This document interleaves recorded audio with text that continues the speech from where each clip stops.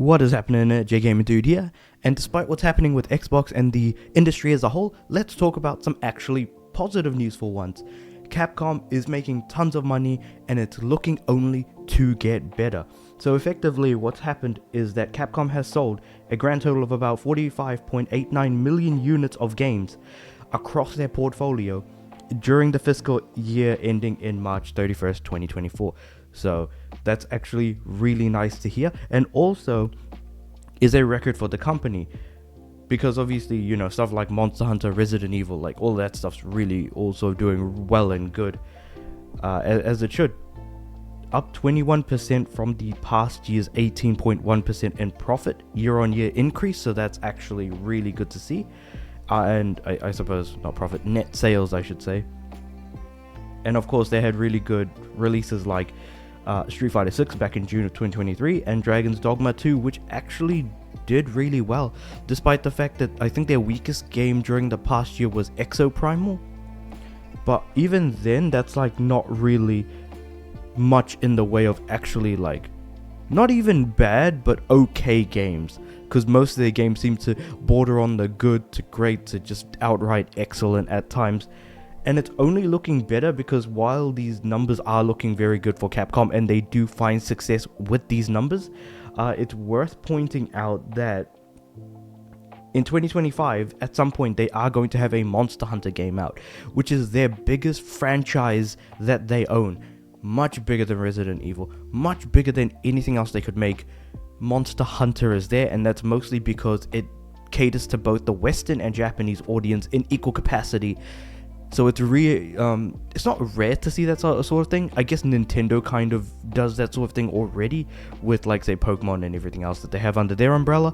But for Capcom, this is their kind of place to really shine. So that is absolutely going to sell numbers. But also there have been rumors about Resident Evil 9 that have been floating around saying that it could potentially release in January and that it is going to be potentially third person, but not sure about that. They have been doing games in sort of trilogies almost, where you've got the isometric trilogy with 1, 2, 3, the third person trilogy with 4, 5, 6, and now we've had the first person games being 7 and 8. So 9 being first person, I feel like makes a bit more sense to cap off whatever bonkers story that they've got going on at the end of 8 especially. I mean, that thing is absolutely nuts as far as I'm concerned, but I won't say anything more than that.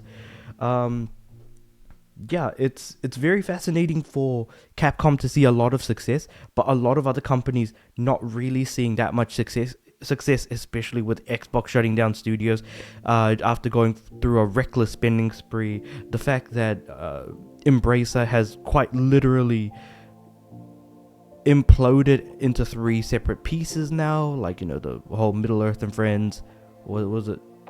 Whatever is called, and Friends, they're all 3 companies or whatever, because Embracer is now kind of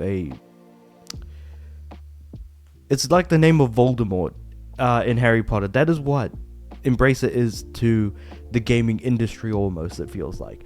But with that being said, it's cool to see that this sort of thing is happening and that it is possible, especially in the current climate of the gaming industry, specifically with it being a Japanese company.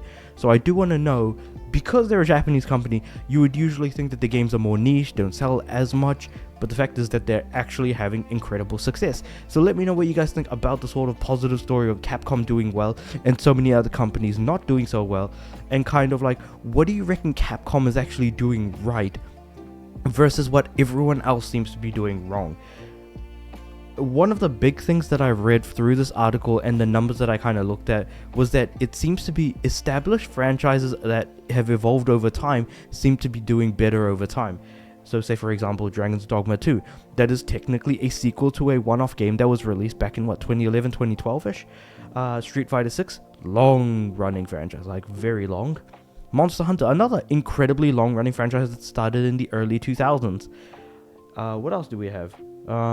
Resident Evil, again, incredibly long running franchise. So they're either relatively long running franchises or incredibly running long franchises.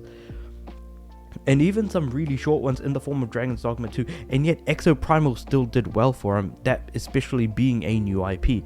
So with all of that said, Let me know what you guys think about all that in the comments below. Like the video if you liked it, subscribe to the channel.